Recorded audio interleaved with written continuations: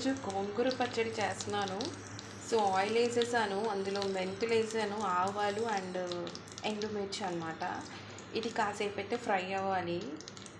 So ఈరోజు తోటకూర గోంగూర రెండు వండాలని చెప్పారు. సో దాని ప్రకారం అయితే ఇప్పుడు నేను మా ఇంట్లో వాళ్ళకి చేయాలి కాబట్టి సో ఇప్పుడైతే గోంగూర పచ్చడి చేస్తున్నాను. సో దానికి కామన్గా ఎవ్రీథింగ్ అయితే ఇలా వేయించుకోవాలన్నమాట.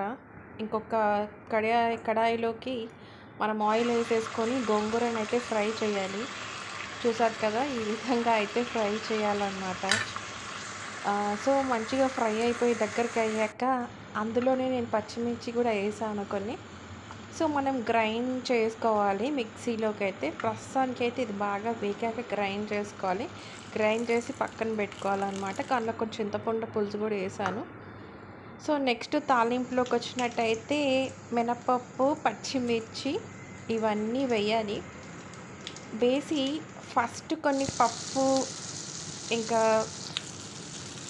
ఆవాలు అండ్ పల్లీలు ముద్దుంది కదండి, అది ఫ్రై చేసుకోవాలన్నమాట ఈ విధంగా.